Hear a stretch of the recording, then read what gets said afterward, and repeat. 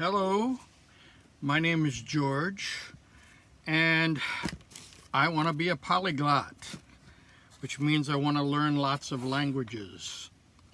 And I'm an older person, as you can see, and I'm just starting to learn languages. Last year I started learning Russian. You can see that I have my Russian map there. I had my Moscow time and my Phoenix time where I started learning Russian. But I want to learn other languages. In the United States, 75% of people here can only speak one language. I forgot what it was for two languages. 15%, I think, know two languages. Only 3% know three languages. That's English and two other languages. Only 3% of the population. And only 1% know four languages, English and three other languages. I want to be in that 1%, and maybe even more. So I'm going to kind of video blog my journey as a budding polyglot, or a polyglot wannabe, or a polyglot in training. The thing is, okay, when you want to be something or do something, you should be it before you do it. It's you know, at the surface is like an iceberg. At the surface is our conscious mind. Below the surface is our unconscious. But at the very bottom of that, even below the subconscious, is your identity, your values, and your identity. And if you change your identity, everything else will follow. So, for instance, I tried to quit smoking cigarettes many, many times, and I couldn't do it. And one day I found that I had to change my identity, and I became a non-smoker that day. Even though I smoked that morning, at noon I said, okay, I'm now a non-smoker. So it became easier. It still was difficult, but I redefined myself as a non-smoker. So I wasn't a smoker trying to quit. I was a non-smoker avoiding cigarettes. When I started buying and selling houses, I had not bought one house in my entire life. I think I was about 40 at the time.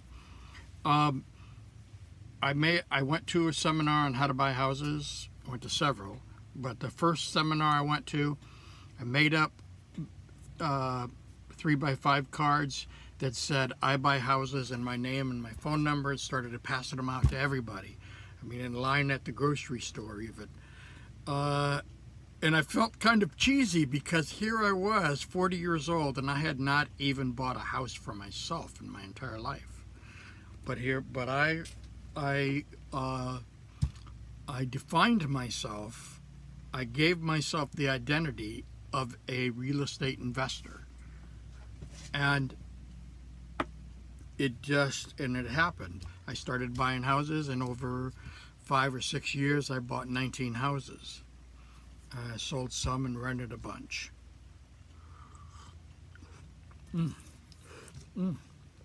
Wow, that's hot. So the point I'm making, though, is that now I'm redefining myself as a polyglot. I'm a person that speaks many languages, even though I don't yet. Okay? So, now, what am I doing in order to... Well, one thing I did was I looked up 65 languages. All of these are different languages.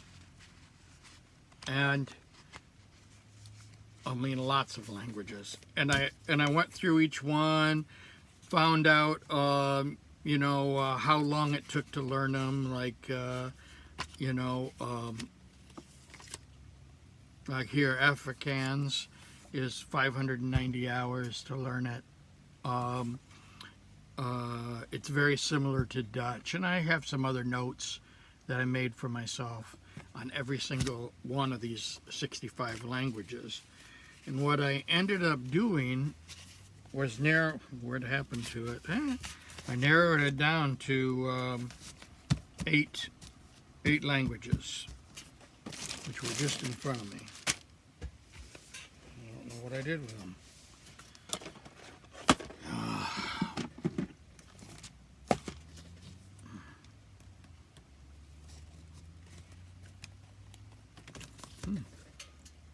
Oh, there they are. Okay. So, these are the language I'm interested in learning. Japanese, Hebrew, Russian, which I'm already learning, right there, Russian, Greek, very scientific language, Filipino, Spanish, French, Italian, and German. Now, tell you why I want to learn each language. I have a reason. I want to learn German because I want to read. Here's Nietzsche in original German, and I want to read that Nietzsche in German. I also want to read some of the early psychology, like Freud, for instance, in original German. So, there's 100 million people speak German. And, the fairy tales. Most of the fairy tales that we have in the United States comes from German. And so it would be fun to read the original fairy tales in the original German. And I love the sound of German too. 850 hours to learn to be fluent in German. Now, I don't necessarily want to be, I don't care what level I'm at. I just want to have fun and enjoy it and be able to read it and understand it. Some of the languages I'll be wanting to converse with people. Some of them I won't. In German, most people in Germany can speak English these days, so German as a spoken language isn't so important to me. What's important is being able to read it. Now, Italian. I want to learn Italian because, it's 680 hours to learn Italian. It's close to Latin. It's probably the closest language to Latin, and I'm really interested in Latin. I used to read Latin to my kids when they were young, as Latin stories, and then they would repeat it back in English, and that was a fun exercise to do. There's lots of resources, though. It's also similar to French and Spanish, so that was another reason I wanted to learn it. But mainly I want to learn Italian because it's close to Latin. And so many of our words in English come from that. French. All right. French, 750 hours to learn. 29 countries are officially use French. So you get lots of opportunities. A lot of African nurses that I know in the United States are here and speak. They come from Africa and they speak French. French is probably going to be pretty important in the future. 300 million people speak it. It's the 5th most spoken language. It's the aristocratic language that was used in many countries in the old days.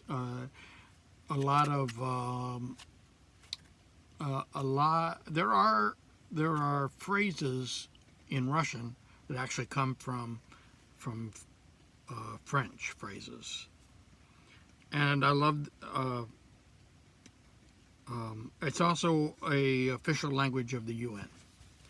So those are the reasons I want to learn French. Spanish, probably the language I least want to learn, but I most need to learn. There are so many available people that speak it. It's going to be important in the future. It's the second most spoken language in the United States.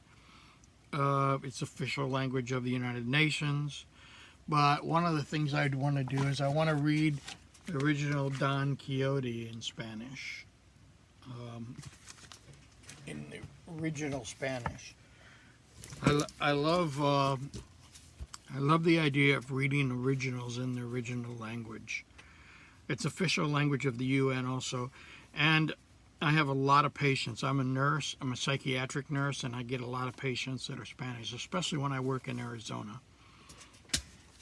So it's a very, very good language to learn for nursing. All right, Filipino or Tagalog. Tagalog takes 1,450 hours to learn. There's something like, I don't know if it's 17% or 15%. A lot of nurses come from the Philippines here in the United States. And even my boss is a Filipino lady. She speaks Tagalog. And so there's lots of opportunities to use it. And it'd be fun to be able to talk to her in her own language. I would really enjoy that. So that's important. Greek. The reason I want to learn Greek, well, it's the basis of scientific language. It's one of the oldest languages in the world. 15 million people speak Greek. New Testament is written in Greek. And so for those reasons, I'd like to learn it. Plus, it's even the Russian alphabet's based on the Greek alphabet, and I found it kind of interesting to compare. So anyway, Greek. Hebrew. Yes, I want to learn Hebrew. Hebrew, I'm not so interested in speaking it at all. I'm interested in reading it. I like the script. I find the script very interesting. It's probably the least spoken language of anyone I have here, but it's also original language of the Bible, and so and 1,400 hours to learn it. So that's why I want to learn Hebrew. Russian. Now this is interesting. Russian was the first language I started learning. Now I didn't feel like I was smart enough to learn a language. All my life I didn't think that I could learn a language. And then when I was 60, I went to nurse. When I was 55, I went to paramedic school, worked on an ambulance. When I was 60, I went to nursing school. Graduated when I was 63. Only half the class made it through nursing school, 50%. And so when I graduated, it was an existential crisis for me a bit.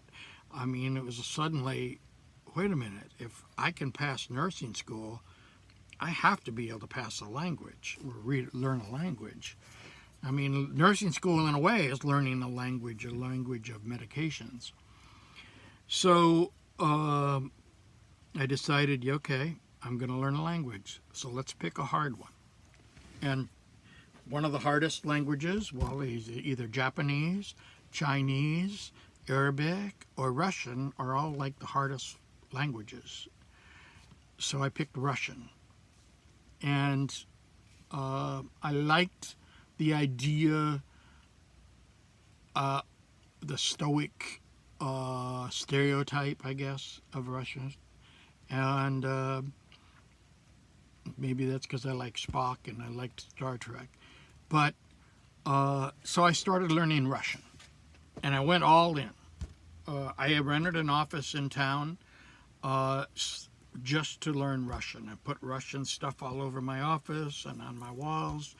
And every day when I wasn't working, I worked 3 days a week, 12-hour shifts in the hospital. When I wasn't working, I went to my office and studied Russian.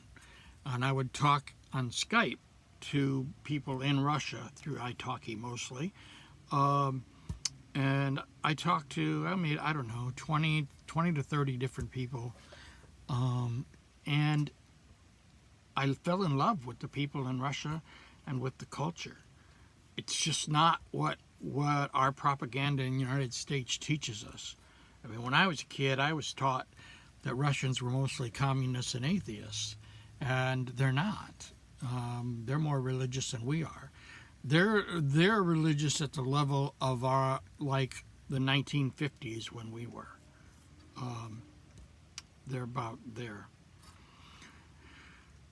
Anyway, so I absolutely love the language. I love the people, and if you don't like the politics of what the governments are doing, that has nothing to do with the people. Okay, it's just like our government. There's a lot of stuff our government does, and we go and meddle in other people's countries, and I don't like that. But that's not what I want to talk about. I don't want to talk about politics. So anyway, I'm learning Russian, and I love it. And then the last one is Japanese, one of the hardest ones. And I love the sound of Japanese. I love the culture and the beauty. I love the art. It's an important language. It's the third largest economy in the world. They have some fun things to watch. Lots of people like to watch anime or Japanese game shows are pretty funny. It's 2,500 hours to learn it, so it's a while. It has 3 different alphabets. And one of the advice that I've read or heard on videos, YouTube videos, is that if you try to learn Japanese or Chinese or Arabic, you should not even worry about the writing or the script until you've been studying it for 6 months. And so that's pretty much what I'm doing. And I'm going to talk now about my resources. For Japanese, I'm using Pimsleur mostly. And I have that in my cab of my truck. So every time I drive, there's a Japanese lesson that's playing. I also have Japanese conversational dialogue and Japanese short stories for beginners. Now let me just show you some of the books. Let's see if there's a way to change this.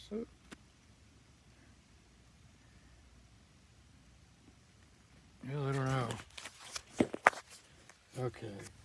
Here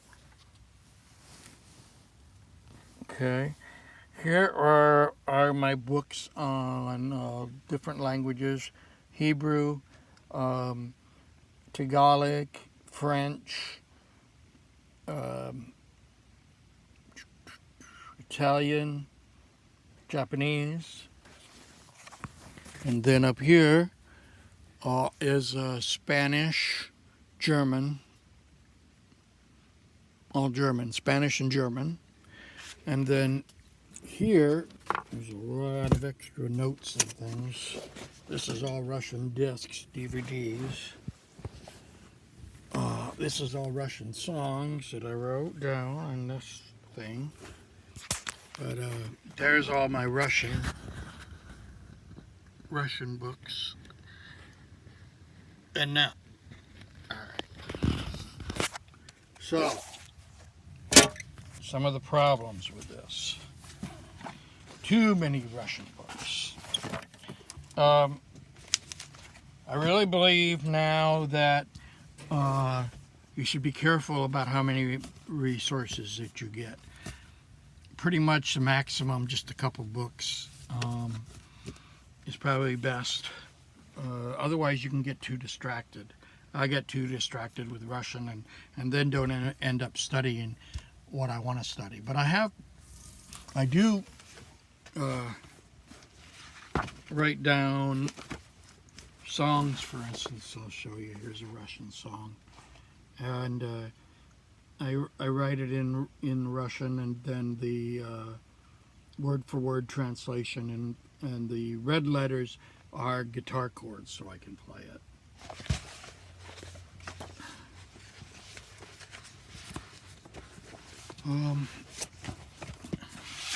And I think that's singing songs in your target language. I think it's a pretty good thing to do. But there's another thing that's really been helpful, and that is children's books. For instance, here's The Grinch in French, Dr. Seuss. Okay. Let's see, what else do I have here? Got another French. Found that at a used bookstore. Found a bunch of children's books in different languages. This one's going to be the hardest one for me to learn. This one is Hebrew, and it's backwards. I mean, the back is the beginning.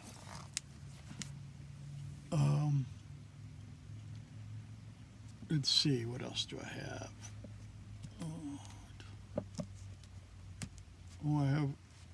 I have several children's Russians books. I have like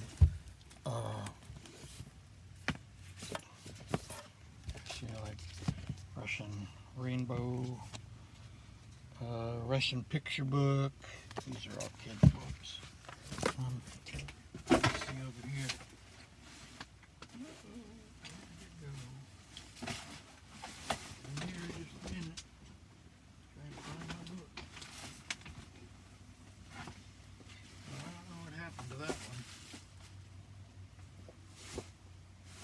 Oh, here it is.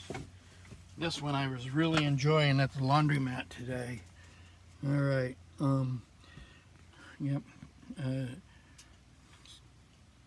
Skazki, which is fairy tales. They're in Russian and English language. Pretty cool. And that one's fun. And so I was reading that at the laundromat. Now, another thing to do, and I'm doing this on all of my devices. I have iPads, and I have iPhone. I'm deleting all my games, everyone. I find that there's a few games, like that I like to play on my iPhone when I'm in. Let me see. Oh, I just deleted them. I forgot. Okay. Oh yeah, it's Russian too. I deleted all of my games, and the reason is there are games in other languages. We're learning games. There's a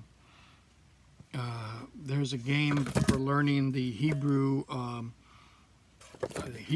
and a game for learning Greek alphabets, and for learning Arabic alphabets, and I've been playing those games, and so getting rid of all the other games, and finding that found time, like I'm sitting waiting at the dentist, and I got 5 minutes before I get called in. Well, I can pull it out, and I can start doing a little language learning, by playing a game in that language. So I don't think that I'm going to be fluent in every one of these languages. My goal is to be fluent in 4 languages. Very fluent in 4 languages. All the others, less. Maybe just, like I said, just reading for some of them. But I'm not going to make a decision right now on, how far I'm going to go on each language. I'm just going to start with the study in each language. I've already been studying Tagalog a little bit, and I've been studying Japanese, and I'm still studying Russian, of course, but I'm going to add these other languages. And yes, I am going to spend, at least 20 minutes on every language every day. Well, let me correct that. Every day I'm not working. And so I work 3 days a week. So that'd be 4 days a week. I will be studying languages for at least 4 hours. Probably more like a half an hour per language, and maybe more on the as I study them, I will decide which ones I want to concentrate more on.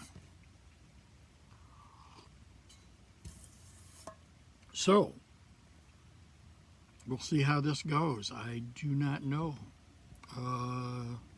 But, das Vidania. Goodbye.